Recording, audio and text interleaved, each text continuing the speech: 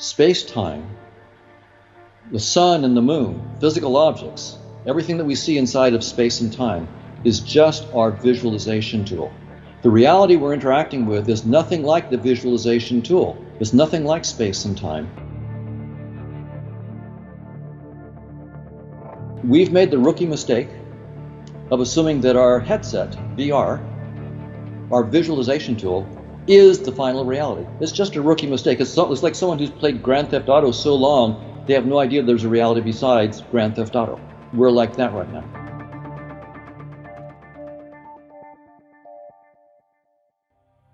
If you just look at your face in the mirror, if you look, what you see directly is just skin, hair, and eyes.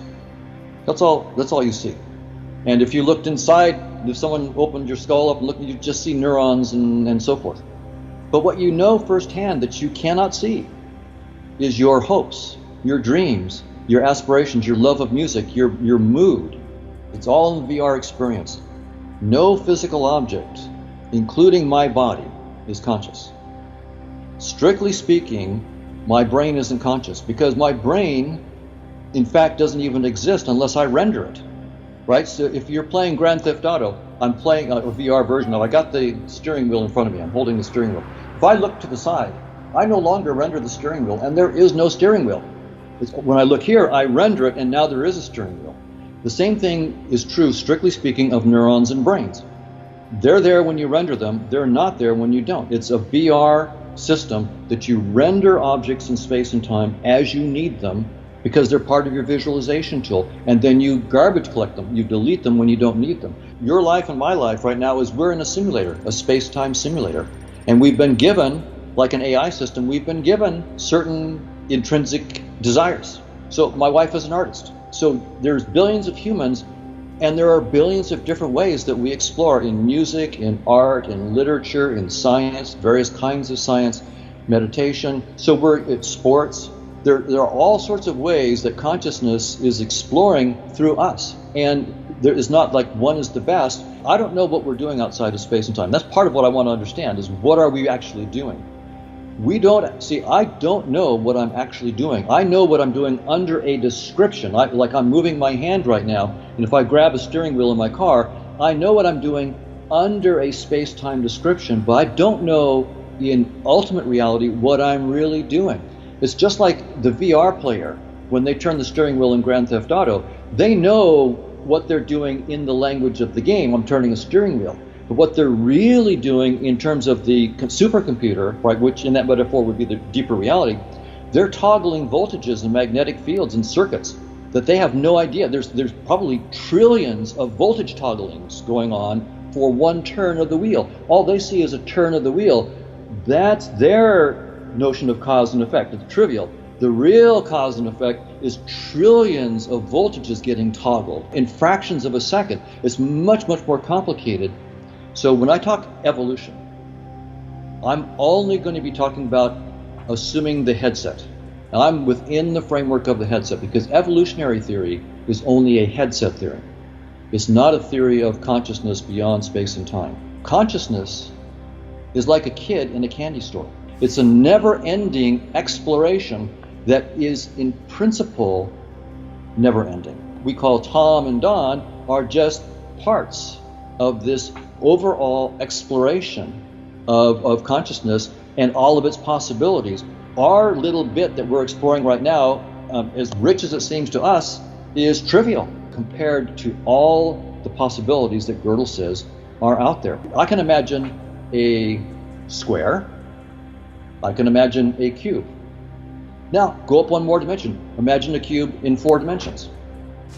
My brain halts and my mind catches on fire. Nothing happens. That's only 4 dimensions. I can't even go to 4 dimensions. I mean, how? That's terrible. It's just an incredible limitation. I can only see 3 dimensions of color: red, green dimension, blue, yellow, and so forth. There are some pigeons that have 4 color receptors. Presumably they're in an extra dimension of color that I can't even imagine what it's like. Can you imagine a specific color you've never seen before? As rich as our worlds seem, we know that there's a rich possibility of conscious experiences that we can't even concretely imagine.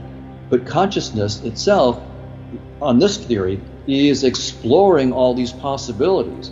And right now we're sort of stuck on this little headset. 3 dimensions, small amount of color that we can see, and so forth.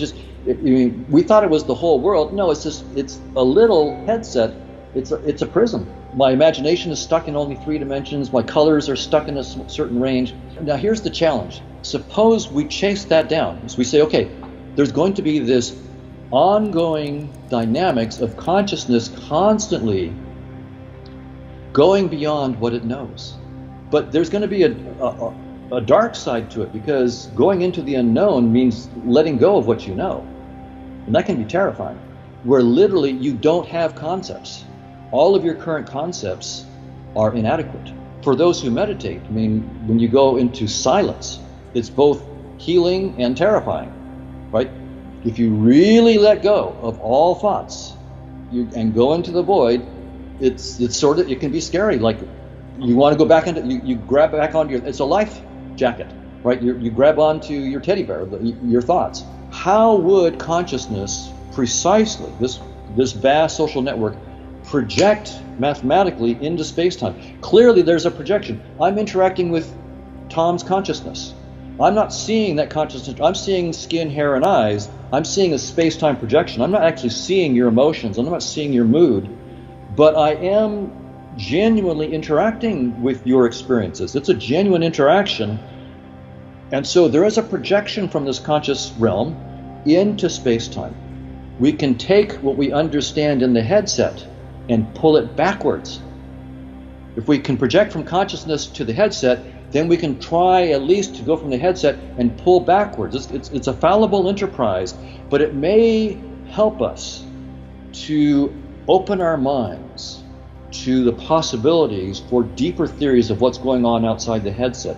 So the reason I'm doing this is because I can't even imagine a specific color that I've never seen before. I can't imagine in 4 dimensions. In other words, I take it as a given that I'm deeply, deeply limited in my imagination. And I need all the tools I can get to help me step outside of my headset and try to guess the unfathomable outside of there.